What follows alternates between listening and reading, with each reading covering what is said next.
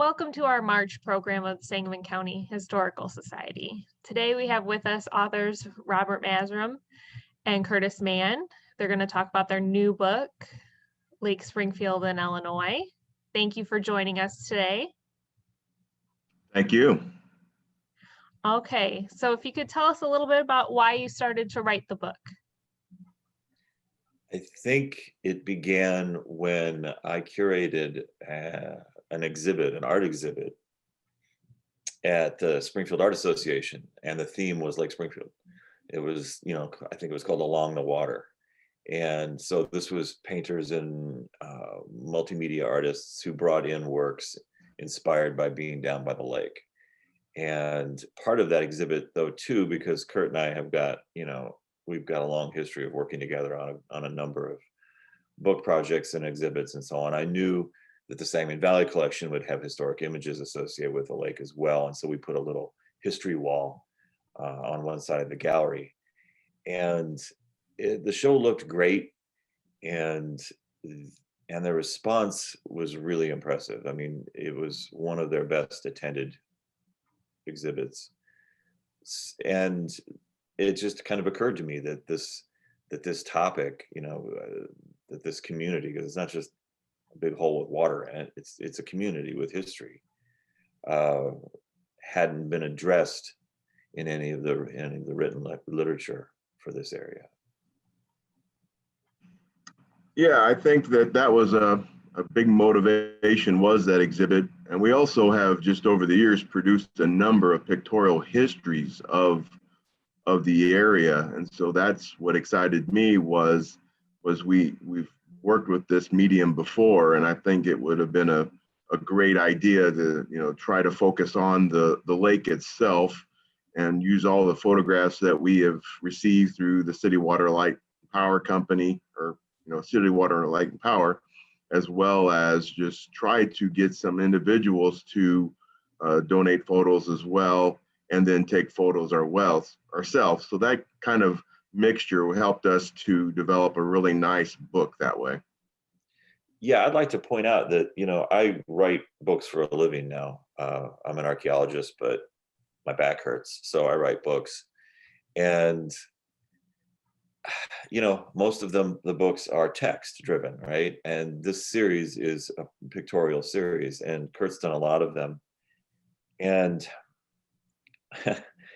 doing the research for the book, I learned two things. I learned more about the lake than I thought I was going to learn, but I also learned about the value of this format. It's pretty easy as a writer to dismiss these as picture books. They're not just that. I mean, these pictures are important. They're an important record that can't be replaced by text. These kinds of projects prompt the preservation of a photographic record that might not get preserved. I mean, we went out and looked for images and now they're all nestled safely in the Sangamon Valley collection that we might not have looked for. And we took a lot of pictures of things. I mean, one of the pictures of the house that I took 2 years ago for the book has already been torn down. So there's a real value to these kinds of pictorial histories. I mean, they're easy to read and they're very attractive visually, but they are also their own form of archive, and they're just portable. I mean, that's what's cool, is that we picked the best of the images of this community from the Lincoln Library collection, and we harvested a bunch of new images, and it's all right there. Did you have, so you said you gathered some from individuals and you took some, did you have a lot of luck getting images from residents or people around town? I thought it would be easier than it was, and that's something else that I'm learning, is the value of, it used to be back in the 60s, for instance, historians realized they needed to start collecting oral traditions. And so they were going out to the Appalachians or wherever and with a tape recorder and talking to people. I thought there'd be plenty of snapshots. I mean, I grew up on the water, and my dad did, and my grandfather bought one of the first houses on the lake. So there were a lot of photos in our family But I reached out to people that I grew up alongside and was shocked how little they still had left. It's already getting to the point where photos are getting lost. So no, the short answer to that is no, it wasn't easy, and we didn't find as much as we had hoped. One of the results of this, though, too, is in social media, and how we're starting to see people respond to, if you post an image from a book, then someone will dig out an image they have. And that's actually going to become a new form of oral tradition, is what people say in social media, not just what they post as far as an image, but, oh, I lived over there and I remember when somebody did this thing, and that's very ephemeral, all this stuff. And particularly now with digital images, who knows how many of those are going to survive for the next 50 years? How many digital images do you have on your computer that you haven't named or organized? So yeah, it was kind of like, it's a good thing we did this when we did, because there was almost not enough of the more modern period. I mean, there was plenty, thanks to the Sangamon Valley collection, of images that were associated with the building of the lake, or that we could use about what was there before the lake. Some aspects are well documented, but certainly after what do you think, Kurt? About 1960, they Oh, start to definitely. peter Yeah. off, and that's because the Simon Valley collection was created in the 1970 what? 1970. Okay, so images that were less than 10 years old were not something that people were going after right away. History is happening faster and faster now, and what is significant is younger and younger. So a photograph taken in 1972 is suddenly history now to us. And so catching up with the post-war era and the post-1960 era has made me realize we got to do this. It's not just all the old quaint black and white photographs with Model Ts in them. Oh, I was just going to say that, I was surprised too that we put it out there on Facebook and a couple of other places that we were looking for these images, and we did get a few, but I think the people just kind of don't know what we wanted, and so I think a lot of them were thinking that just something that could be the most mundane of photos wasn't worthy of consideration, and so I think that sometimes is the issue too with trying to put these together, is people just don't think their photos are unique enough or cool enough to make the cut, when all we really wanted to see was just normal everyday pictures of life on the lake. And luckily Robert had his family had kept all theirs, so that makes a portion of this book and gives it some of that character. Thank you. So if you just want to go ahead and tell us about the layout of the book, what's in it. Kurt, you want to do that one? Sure. Well, I mean, basically it's laid out in about 8 chapters, and we focused on, the need for the water, talking about the history of Springfield's water supply and why is this lake necessary, and then focus on the prehistory of it, which I think is really interesting, just talking about the community of Cotton Hill and all the other activities that are going on in the Sugar Creek Valley before this goes on, and then the construction of the lake, and then focusing on the city-owned properties of the water purification plant, which was state of the art when it came out, the electric generator plant, then moving on to different aspects of life around the lake, and focusing on the recreation of it, the housing, focusing on the clubs, the camps, and various things. And then we kind of end up talking about just life on the lake. And we had the opportunity to get out in Robert's family's boat and take some great photos, and those kind of show up towards the end of the book, and they're kind of interspersed through there as well. So it's just a nice little history about the lake, and we've really enjoyed putting it together.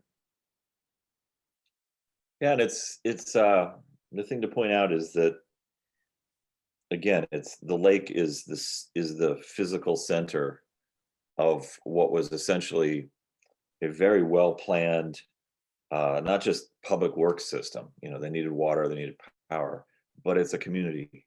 It's a planned community. And now, pushing almost 100 years later, it's a community with history. It's a, there are, it's kind of like you can look at it as a neighborhood in a way, although I think it goes beyond what you would consider a neighborhood into its own kind of community. And of course, when it was built, it was well outside of Springfield. Suburban Springfield hadn't stretched as far south. And so it was this intentionally designed, I keep using the word community, but that's what this is. And it's got residential facilities, and it's got natural areas, and it's got recreational facilities, and they're thinking it all through. And then this thing kind of just took on a life of its own with the way people decided to use the water. So you have all these boat clubs and these social clubs that are reflective of different people and different interests. And you have all kinds of racing or fishing or what have you. But you also start getting culture. I mean, we get an outdoor opera house, a theater out there, the Muni Opera. There's a zoo. It's remarkable. It's just this. And so when you compare this body of water, this man-made body of water, to the, I don't know what, 300 other man-made lakes in Illinois, this one stands out as not only one of the oldest, but one of the most unusual because of all of the infrastructure that surrounds it. All right, well, with that, let's go through some photos.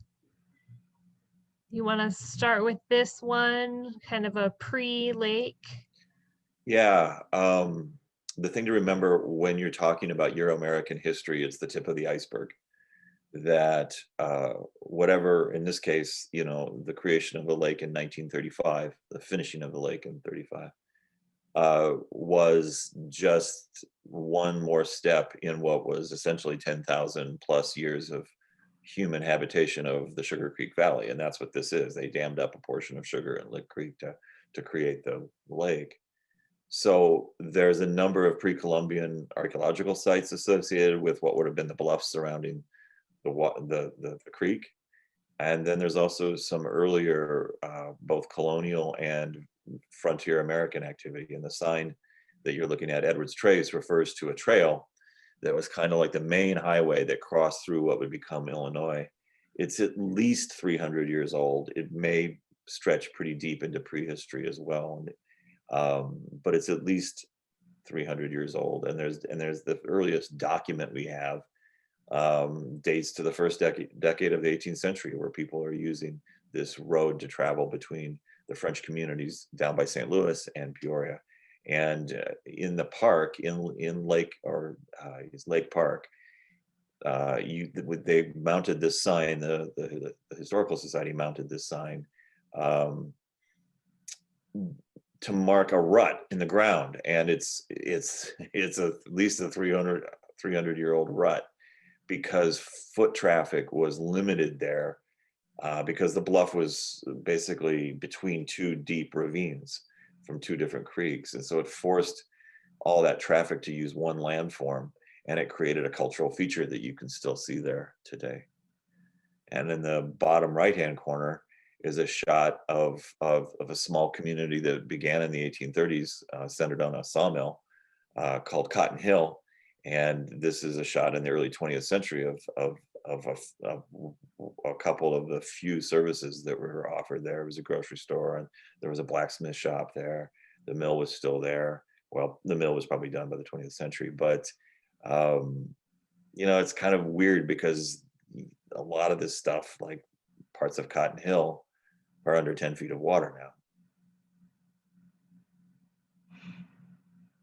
I think that, when you see this, the book actually had the opportunity to touch upon, this history, and probably this history is buried away in various reports and other types of documents that no one has access to. So the fact that we could take a little bit of this information and post it in this book, I think serves to give notice to these small communities like Robert noted that are under the water, but also that there's just all this history that lays around this lake that was unknown until we had the opportunity to present it.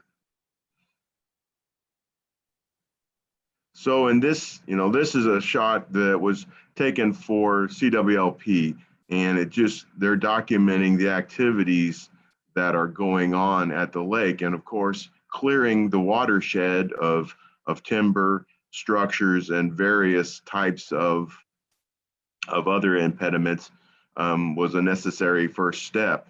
But they took the time also to save, the logs. These are saw logs, is what I call them, that are being used and stacked up, and they're eventually going to be turned into lumber, and for housing or furniture or whatever purposes there are. So this in itself also just lends to the fact that this was a giant public works project and involved hiring lots of men, and we're talking, in the middle of the Depression. So it served as a great economic boost for the city in providing jobs. Okay, we're gonna put in a video here about the clearing of the lake. And then we'll move on to the next slide.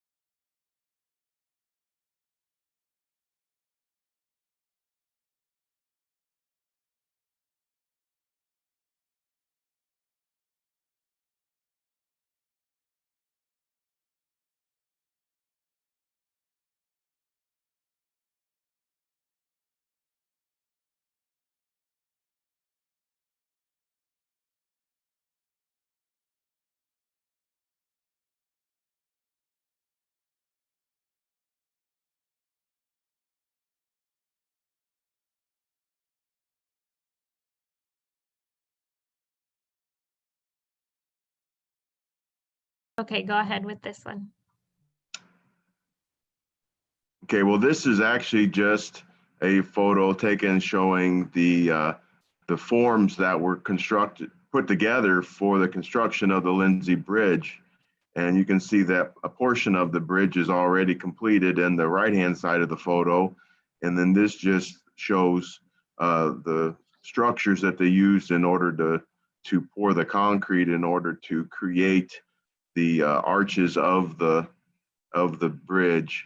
And of course, this was one of the major projects of the lake construction, is to provide access from one side of the lake to the other. and this would have been, the main bridge that connected the West Bank and the East Bank. Yeah, that bridge, of course, spanned, as they were building it, spanned Sugar Creek. And so it was constructed next to an old iron bridge. But that's actually a really rare form of cantilevered concrete construction. It's an impressive bridge, and it was actually modeled after a bridge that's in Pasadena, California. So they went the extra mile and gave some of this infrastructure some style, and that's evident today. I mean, that bridge is a really impressive thing to see when you're on the lake or even near the bridge. And it's a time where, particularly during the public works projects, that they were interested in still kind of doing more than just the utilitarian. And those efforts are there, and they just actually kind of refurbished the concrete on the top of the bridge and the balustrades and such a few years ago. So the CWLP is keeping the thing up too, which is good to see, because it's an impressive piece of architecture. And this photograph just shows you, what they could do in the 30s. It's pretty cool. Well, stay tuned for our May program, because it is going to be about the construction of the Lindsay Bridge from the company that did it. So Cool. So what you see here is actually one of the barges that's loaded with rock that's intended to be used for putting riprap around the shoreline of the lake to help to stabilize that. And there was a tugboat that pushed this barge around and had as you can see, a crane. And this was probably an activity that went on for decades as the city began to work on getting the banks in a sense of permanency. I know that doesn't last forever, but at this time, they just started to work around the shoreline to do this. And this is activity that went on into the 1960s. Oh, it's still going on today, as a matter of fact. I mean, what's interesting is that, think about this. If you just flood a creek valley, the water is just going to go up to a certain height on the hillside, and then it's going to start to erode that. And there was a few properties that weren't well rip-wrapped. And in my lifetime, they've lost 10, 15 feet of shoreline. So you have to keep the erosion from cutting the land back. And they've been doing this. They initially did it with quarried limestone. Where I grew up, there was a property nearby where they were also just bringing out huge chunks of old Route 66 when they were pulling it up and creating the interstate. So there was huge fragments of concrete with traffic lines still painted on them and such. But they still have barges on the lake now with cranes to dump rock. And today there's a lot of private properties have used seawall. It's pieces of steel that are driven down really deeply into near the bedrock. And I tell you what, it doesn't actually, a lot of them are starting to fail already. So the rock still works. And, growing up on the water, there was a lot of stuff in those rocks, snakes, things to poke with a stick. And that's probably the way that they're going to continue to keep this lake, where it belongs, is by this kind of activity. So here you have a group of people sitting on the one of the ends of the Spalding Dam, and this is a dedication program. It was 3 days of dedications in July of 1935, featuring a number of activities. You can see that there's a man standing before a microphone for WCBS radio, and seated in the back is Willis Spalding, the commissioner of Public Works at the time, and basically the inspiration for the creation of the lake. And this was just one of the sites that they had. They also did dedication ceremonies over at the Lake Beach House, as well as Lindsay Bridge. This is one of the early photographs taken of the power plant, the first power plant that was located right next to the lake. And you can see the city water, light, and power signs or labeled name right there on it. And this was one of the main source of power for the city of Springfield for many years. And then subsequently, other generators were added through the years until I believe we got up to 5 or 6 different generating plants through the history. Dolman 4 or 5, I can't remember now, was the last one built back in 2005. So check out the architecture on this building. Oh, I'm sorry. Do you want to check out the architecture on this building? There you go. You know, look at this. This is a fine piece of Art Deco architecture here. Look at the proportions for one thing. Now, it was added on to about 10 years after it was originally constructed. So the back half of that was an addition. But if you look at everything from the smokestacks forward, you know, it's well proportioned. It's got lovely detailing, including in the interior. I mean, when you're in that building, which is now completely empty, that whole building is no longer used by CWLP. And well, first of all, it's in great shape still, but and the book will feature a couple of interior shots there because we got a tour of it. There's the tiling and the detailing. It looks like you're in a 1930s department store. Again, they did this with a touch of style that's impressive and that has survived. This isn't just a big utilitarian barn to make power in. And they've saved the original signage there, and they've put it on a more modern building. I don't know what's going to happen to this building, but it's a landmark. It's arguably eligible for the National Register, and it is in incredible condition because it was so well built, and it's a thing to see. Part of the early filtration portion of the water filtration portion of the plant.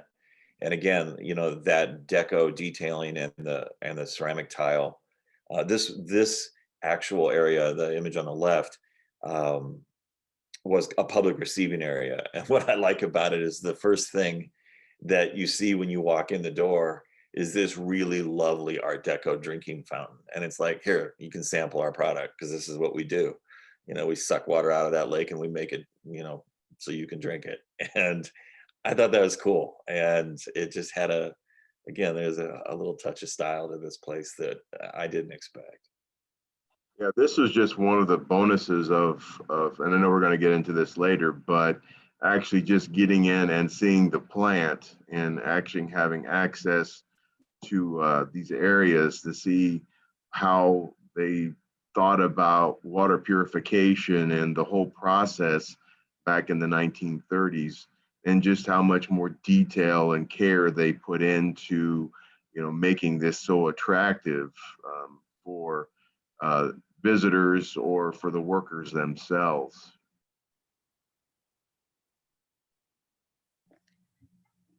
Yeah, it's just beautiful. Do you want to tell us a little bit more about your trip out to the plant? And there's a lot of great photos from the inside, from different technical rooms to some big equipment, Yeah, to these we shots. decided we wanted to do some, we have lots of historical images of these facilities, but we wanted to add some modern images.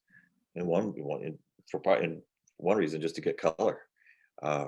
But we were given a tour of the facility by a couple of CWLP employees. They were very gracious and very patient with us. And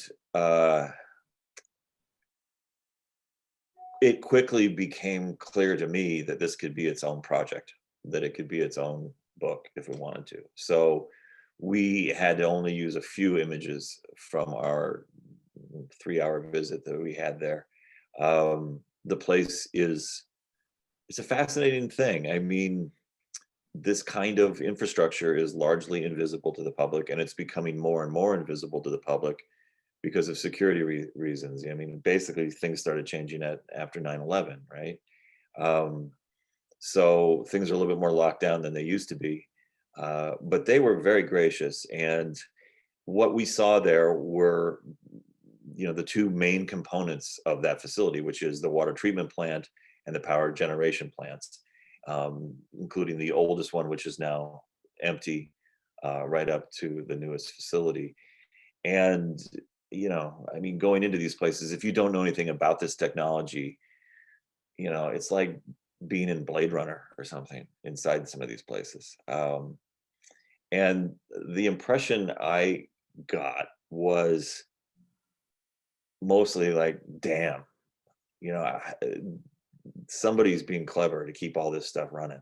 I mean, it's just the engineering behind this kind of thing, and they have to keep this engineering current with environmental standards, because when this plant was built, 40 years before the EPA even existed, things have changed, and so their responsibility to the environment has changed, and the way they keep up with that, I thought, was impressive. Now they've already shut plants down as standards are getting more and more, stringent. But keeping this thing running, and the thing that's so shocking too is that you generally don't see people very much.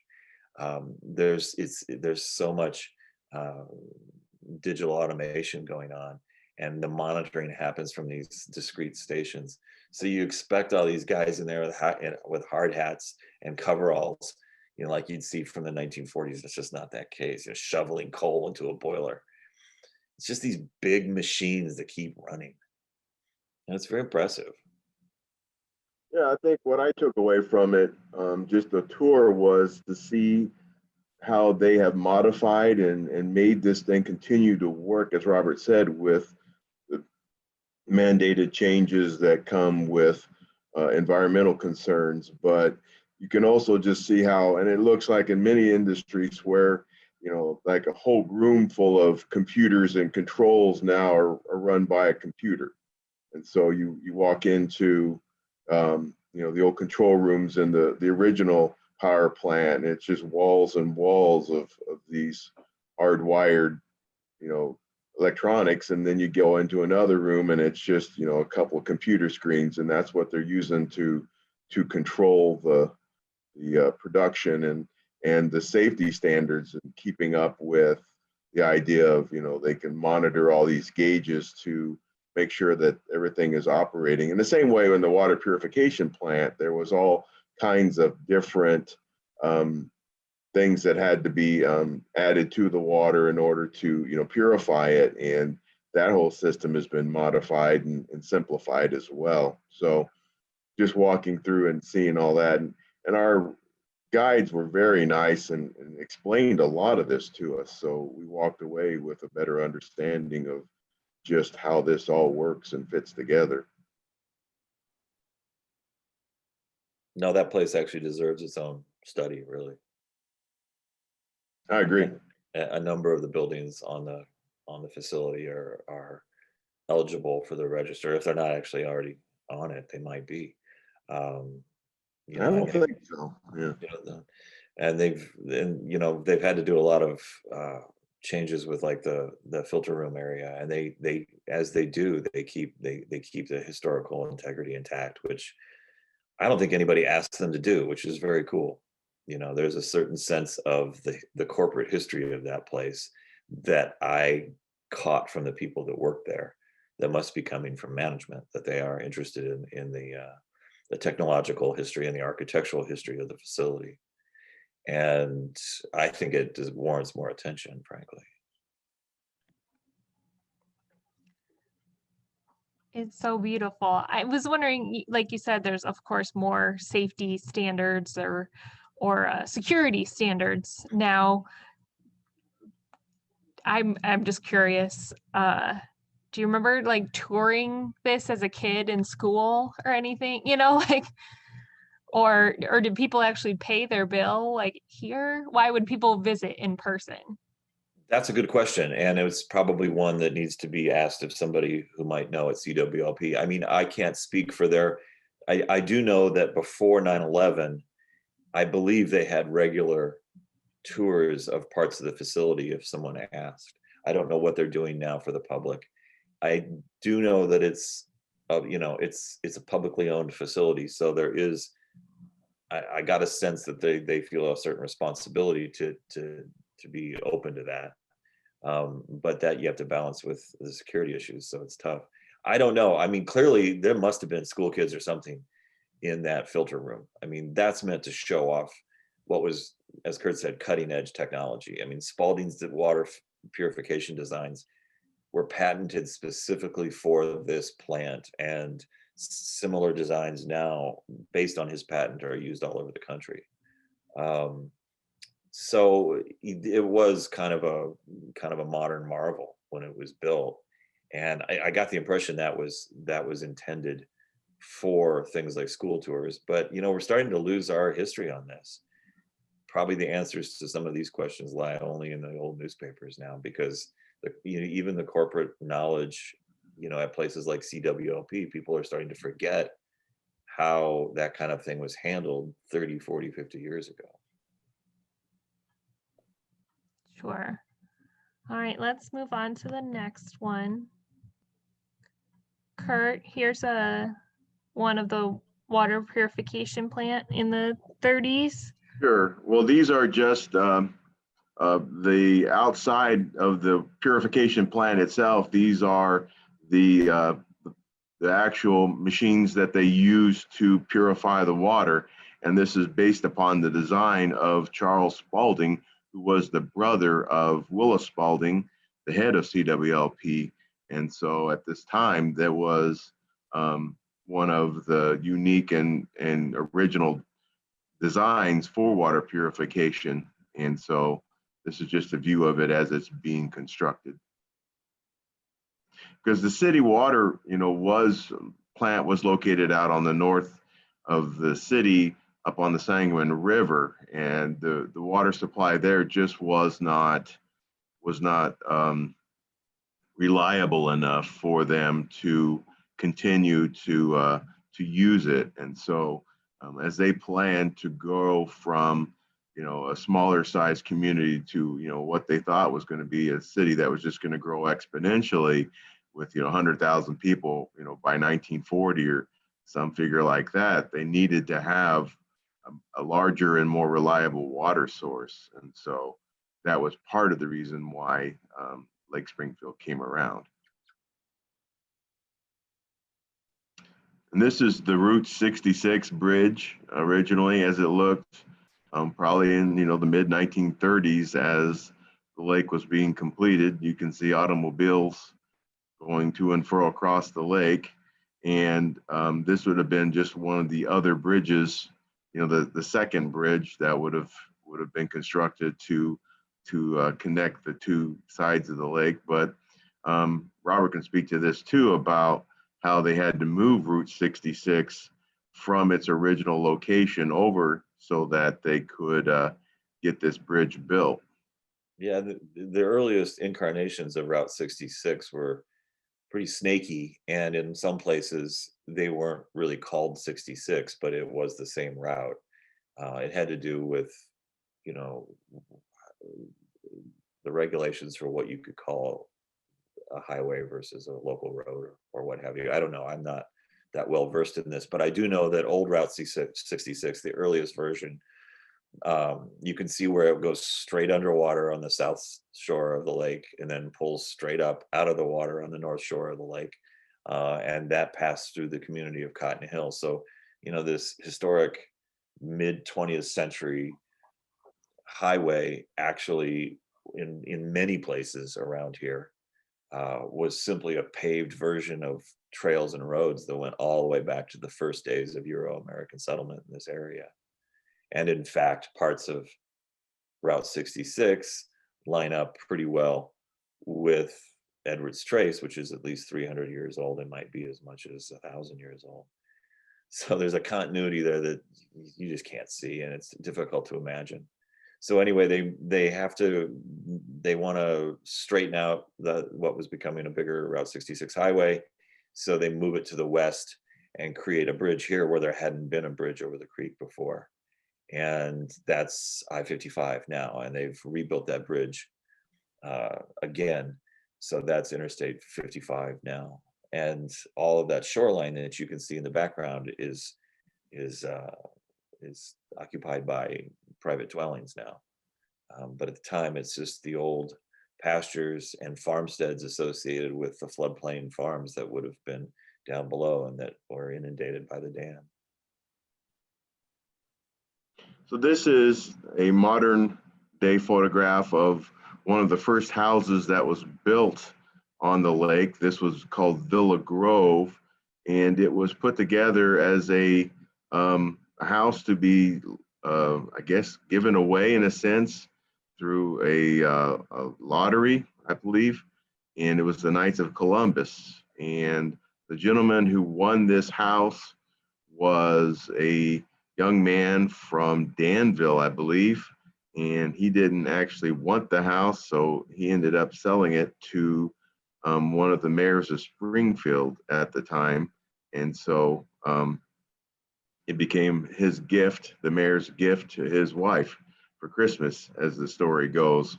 But this is just one of the examples of an area of the lake.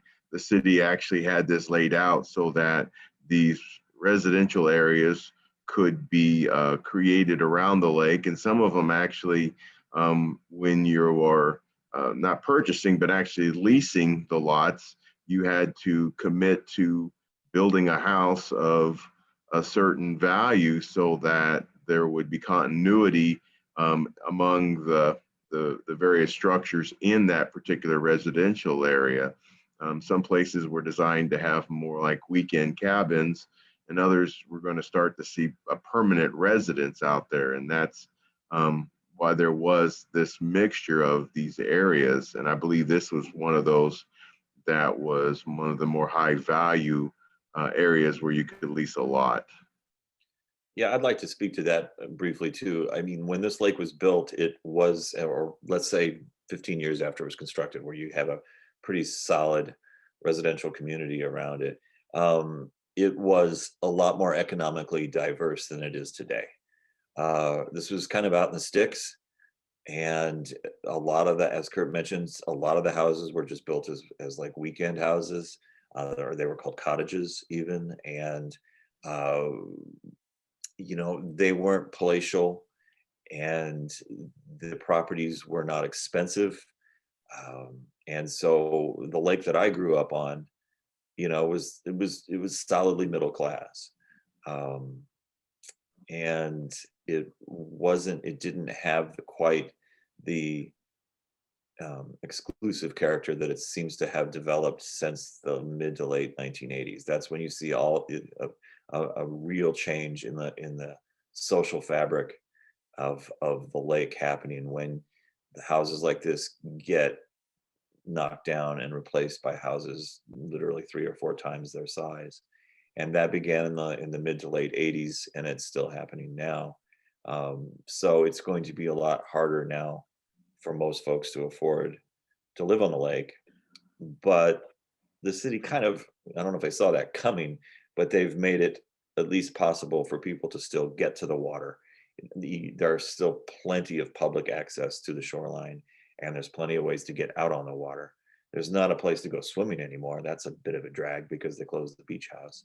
But there was, the community certainly wasn't a diverse one culturally. It was pretty monotone, which was a drag, but it was a little more diverse economically. And so you had people from all, backgrounds, as far as trades and economic backgrounds that were out there.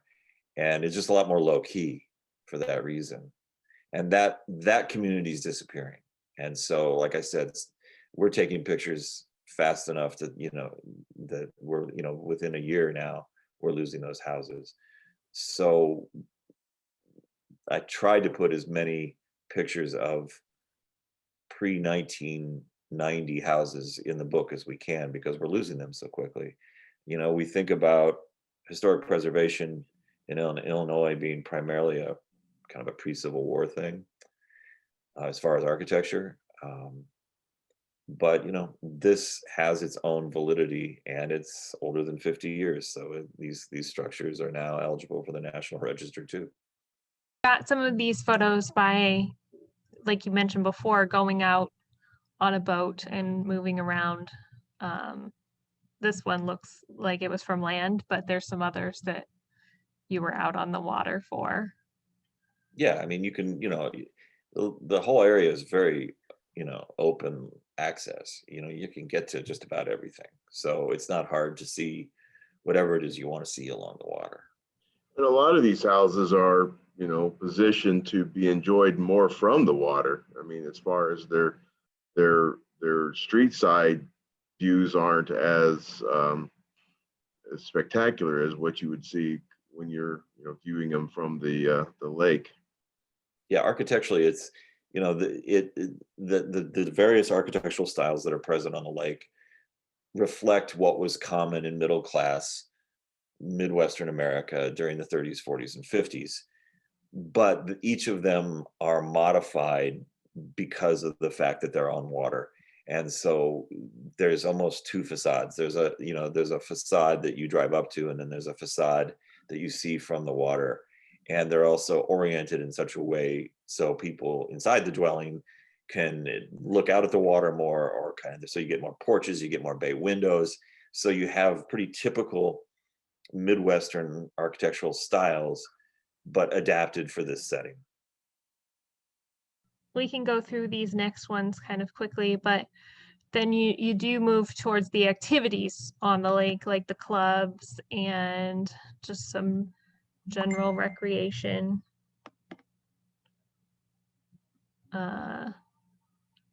Here's a nice, very full beach scene. Yeah, I mean, this is a drag, because this shows you what you can do to make a facility open to everybody. You make the water accessible to anybody. They built this beautiful, very classic WPA era stone beach house that used to have a restaurant in it, and then areas that you could rent out for parties or whatever. It's still there. It's still in great shape. The beach is still there. They kind of put a breakwater in front of the beach to make it more safe, and then they had all these diving boards and things. And so it was, I think it's really important that people have access to the water if they don't live there. And yeah, if you have a boat, you can get out on it. But I'd like to see the time again where you can just walk out there barefooted and walk into the water. And the beach house was closed something about 10 years ago now. It sits empty, and it's a real shame. And so this kind of thing is no longer happening on Lake Springfield, unless you live there on the water, and that's a disappointment. And this was a photo from the Sangamon Valley collection, correct? Yes. Yeah. I mean, this is just another one of those photos that we have a fair number of these showing, the beach scenes from across, from the 30s up until even into the 80s, just the activities. This course had its own swimming area that was separated from the lake by a barrier, and so the water was actually chlorinated so that it would be safer for people to swim. And so again, another intentional use of the lake to provide recreation, and going kind of above and beyond what CWLP was really founded for, was just to have good water and provide power. And here it's now getting into the recreation business with not only a beach house, but various parks and the maintenance of boat ramps and other facilities around the lake, so you could provide access to the public. And this is one of the jewels of the lake area is Abraham Lincoln Memorial Gardens, and it was a piece of land that was given on the south side, and the man in the middle is Jens Jensen, and he was a noted landscape architect, and he was brought in to create this garden and one of the people that was really the effort behind it is the lady on the right, Mrs. Harriet Knudsen, and this is her husband on the right, Dr. T.J. Knudsen. And so they were the ones that, through the Illinois Garden Clubs, worked together to get enough money donated to get the land and a lease and hire Jensen and begin that process of converting this former pasture and farmland into the gardens as they are today. They're called the gardens, but really what it is, it's a preserve of native plants. And now 80 years on, that means it's a typical native forest and some prairie areas now, because they've expanded quite a bit too. But it's the staff there, have been very vigilant with trying to keep everything focused on varieties of both trees and undergrowth, flowering plants that are native to Illinois, that you don't see on what's otherwise a largely manicured landscape. So go in the spring and you see the bluebells coming up and that kind of thing, and you don't see intrusive honeysuckle. And now it's fully matured, so you can see what the woods looked like when Euro-Americans first settled here. And then this is their center on the property. Right. This is the visitor center, the nature center for the Abraham Lincoln Gardens. And what this kind of represents is a move from not just having the gardens for people to enjoy, but in a sense, almost beginning to educate people, students or whoever is interested, and they hired a naturalist to start working with the gardens, but also providing, educational purposes or programming for walks around to identify the different types of plants and trees or possibly the wildlife in the area. And I think that that's something that was added in the 1960s and 70s. You started to see more of this interest in that kind of getting back to the land, or just the native species that were, by this time, as Robert noted, were starting to mature, and the garden is coming into its own in a sense of being able to offer these examples of what the area would have looked like, and the native trees and plants that could be identified for them. So a few more fishing on the lake. Sure. I mean, the fishing, here we have some skiing. In some cases, they actually had shows where the different, ski club or different ones. This is just an example of really kind of what life on the lake was like, in the sense of this is the motorboat club's docks, or boathouses, where you have this little channel along one of the fingers of the lake that you could, hire a dock, and you could, lease a slip and put your boat in for the season, or keep it there all year long, apparently, if you wanted. This is just example of the type of activities that was going on. This is the Lake Club, and this group of people are having a luau. And this was just very common for people to get memberships. Here you have Camp Star of the Sea. This is the Catholic Church summer camp, and there were several of those around. There were Boy Scout camp, Girl Scout camps, other church-related camps that were going on. Just the city made sure that there was space provided for them as well, so that there could be activities out there for the students and the children to enjoy. Here is just an example of, from 52 to 55, we had just a series of droughts that seriously impacted the the city water supply, but you get a sense of, just how far down the water is in this one, showing the former edge of the lake, and there's others aerials of it in the book as well that testify to that it got pretty bad. I mean, there's one shows the Lick Creek water bed, the water course, and that's pretty much about the only part of the lake at that time that still had water because it had gotten down so low. My grandfather was living on the water during and my father during the drought, and it lasted so long. They put a garden down on the beach, and were growing melons down there. The melons loved it, and they were able to get a full crop of melons out of it. They control the water levels.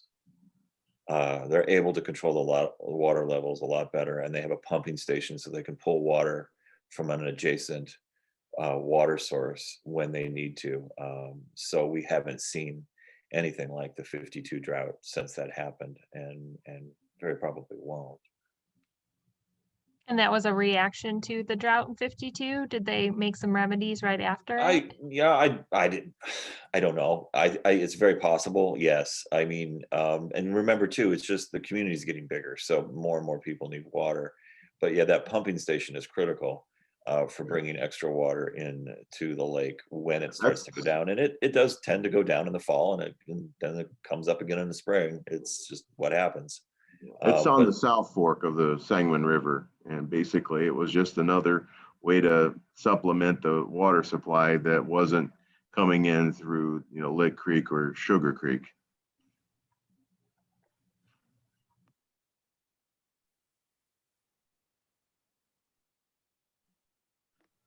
We have sailing.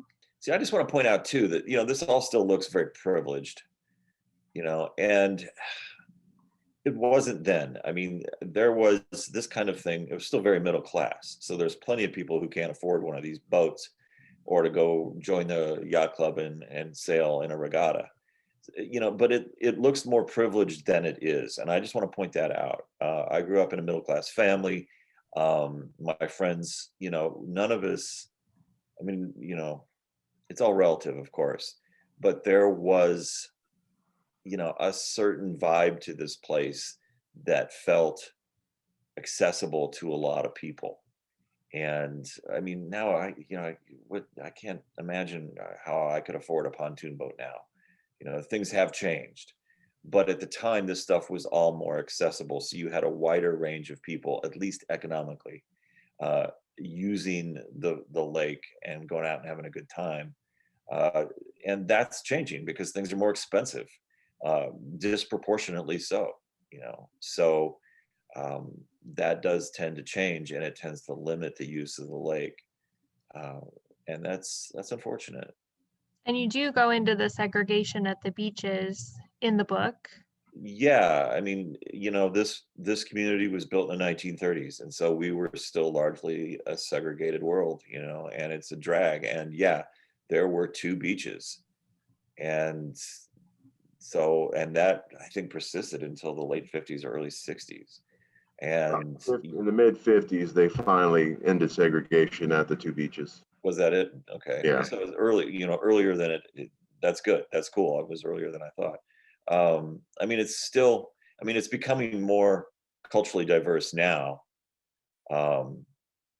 but it was still a very white place, certainly in the 60s and 70s. And yeah, and that reflected kind of an old tradition of segregation in the entire Springfield community that's still completely visible today. Another scene of the lake beach, and you can from the beach house side, and if you look out there, you can see the line out there in the water. That is that barrier that I was talking about to help keep the water chlorinated within the area of the swimming. Yeah, it's really bizarre. I don't know how common that was. I don't know how I feel about it environmentally, because a lot of that chlorine would have left that barrier. and I swam in an unchlorinated part of that lake for a long time, and well, maybe that does explain a few things. I don't know, but it's, it's above and beyond. I mean, to try to make it, friendly and safe for people, I think it's a little much to chlorinate the water on a beach, but it's an impressive gesture. And yeah, I mean, this water is water that runs off the surface of farm ground, west and south of the lake itself. So it gets muddy in the spring. But when we spoke to the water treatment folks at CWLP, most of what they're having to pull out happily because of the EPA is not atrazine or heavy metals, but it's simply algae and biological growth that's natural to a lake of this depth that doesn't have a rocky bottom. It's got a silty bottom. And so as he told me, the water treatment is primarily for taste and odor. That's mostly what they have to filter out of this water. So if you get a chance, you can hop in. It's fine. I'm going to hurt you. This is just a view of, and this one actually isn't in the book, but I just added it because it is a view of what was the YMCA camp. I don't know if they had their own camp, if they were just leasing this from others, but this is just typical of, the different activities that these camps would offer, not only the camping aspect of it, but having access close to the lake. You could obviously swim, canoe, do other activities, fish. And so I think that was a big part of life for a lot of the kids growing up in Springfield, was the time they spent out on the lake. And of course that translates into shared experiences and going out there as adults and possibly buying a house or continuing to make use of the lake. And those kind of the kids camps were surrounded in a nature preserve that isn't like Lincoln Memorial Gardens, which is kind of a recreated natural environment. But in this case, it's just, let's put a fence on it. Let's not build any buildings in there and let nature do what it's going to do. So it's more about the wildlife, which in this area means white-tailed deer, fox, coyote, raccoons, possums. Lot of bird life though too in that area. And so all of that area was from the get-go reserved from development, which I think is very cool. And the only activity that kind of happened in part of it were kids, having campfires and swimming on the beach for a while during the summer. And then the rest of the year, it's left to the deer. This is a picnic when they're building I believe it's the TRN Club, which was the television, radio, and newspaper club. So employees of the media met here at this particular club, and I believe they're building the clubhouse that day. And they're eating Golden Glow donuts and they're drinking Reich beer. To Springfield food products. And this is a view from Bridgeview Beach. We're talking about the segregated beach houses or areas, and this would have been the other one for the African Americans. And this just show another gathering of people getting together, enjoying the lake. And this kind of thing now, basically, there's a lot of parks around, public parks that are maintained by CWLP as well, with shelters like this, picnic tables, that kind of thing. And it's remarkable since COVID, particularly. I mean, I've watched the use of the parks for things like picnics and playing softball or whatever has been steadily decreasing since the 80s. But COVID was interesting because suddenly the parks were full again. And I'm hoping that's something that continues now after the vaccinations. It's like people remembered what it was to be outside and to hang out and to gather like this. And so there's been a lot more life to this there's been a lot more of these kinds of scenes around the water in the last year, which has been really nice. There's a lot more photos and stories in the book. Do you want to go into kind of shortly about the book writing process? You kind of mentioned it before about how it's a really solid photo book. The story's really driven by the photos. Well, and I mean, like I putting it said, together. this writing this book was a pain in the neck. I didn't expect it to be such a pain in the neck, and it was. I thought this would be a piffle, just putting together some photos, right?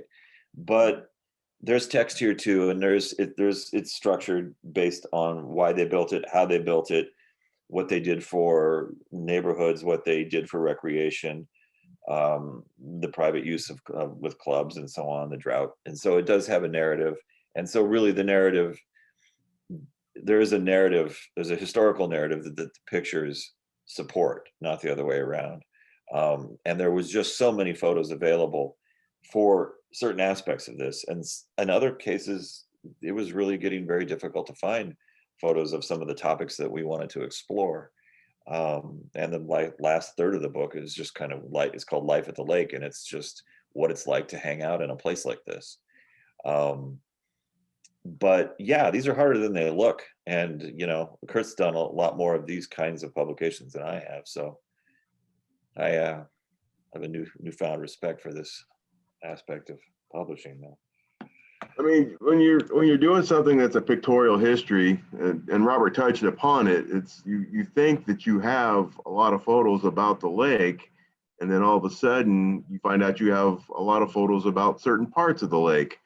But then when you go looking for those social photos of people and activities on the lake, or various parts of the lake that just weren't documented well, or they just never got taken, it's really hard to try to find those. And so that kind of limits you on what you can say and represent at the same time. So you have to kind of take and put all this together. And unfortunately, these books are only designed for 100 and some pages. So it's a lot of work sometimes to try to narrow down what you think is the best representation of a photo, or picking a photo that can tell a story, more than one story, in the sense that, you're looking at a picture of someone, doing something, but it represents two or three other kinds of activities or meanings. And so that's when you find a really nice photo that can tell those different stories. It helps out in the sense of what you're trying to convey in these books, and they have a lot of more weight to them. I mean, I think Robert touched upon that too, that these books are pictorial histories, and people look at them and maybe just look at the photos, but if they would take the time to read it, they can get a real sense of the history of this lake and what it means and its importance. And I think that this could very well be the only kind of publication about the lake for a good long time that is accessible to people and not buried in a variety of reports that are generated for the city or for whatever purposes. And so that's what I'm proud of, is that we actually have put this together. And the process is takes time, and it's frustrating, and you have your ups and downs with it, but that's typical with any kind of project. And so it had like a template. It was a type of book. Sure. Yeah, I mean, these kinds of publications through various publishers, you'll find them in every time you go to you're on vacation or you're traveling and you go to a new city and you go into a bookstore, or even in the airport or whatever, and you'll see these little local history photo books. And cumulatively, they're really important. They're an education. I mean, the thing to remember is that, it's like this patchwork, right? I mean, this little community that we wrote about has got its own vibe and its own history. And then if you go 50 miles south, there's something else. and 50 miles south, and there's St. Louis again from there. And so, there's just all these little places, and that's what this country is made of, is a whole lot of little places. And that's what I like about this Arcadia Publishing, is that they're really good about tagging the local historians that know way too much about a particular area and getting them to pull together a bunch of images.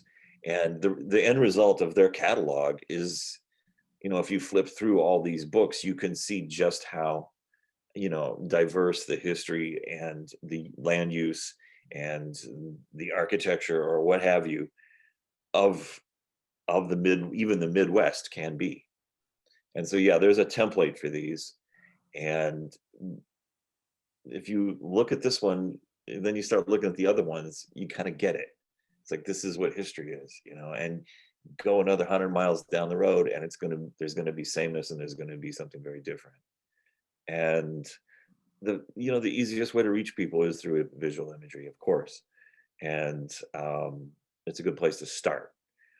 And then if you want to dig deeper, go up to the 3rd floor of Lincoln Library, and you're going to learn a lot more about that lake, or about ancillary topics that lake,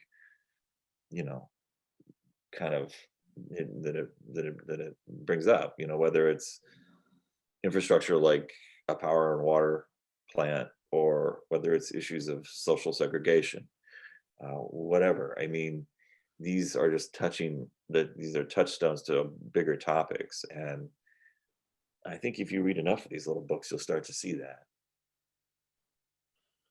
The other thing too about when you talk about the template is that this is really like maybe the first book in all the ones that we've done that has really been able to introduce contemporary photograph, color photography.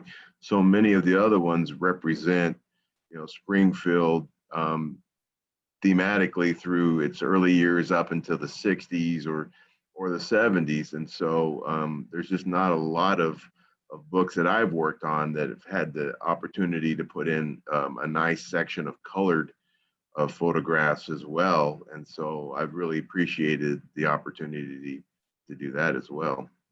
One more thing. Oh, absolutely. Sure. So, to get this book, it's pretty simple because it's splattered all over the internet. You can get it through Amazon. You can get it through Arcadia Publishing, the publisher. I've seen it on Walmart, Books A Million, but also a lot of the local bookstores, the independent bookstores here in town. Some of those will carry them. Obviously, Barnes and Noble as well. So, you should be able to have access to this book. Great. Thanks for letting us know where you can get it. You're welcome. All right. Well, thank you so much for talking with me today. And it's a wonderful book, Lake Springfield in Illinois. Thank you very much.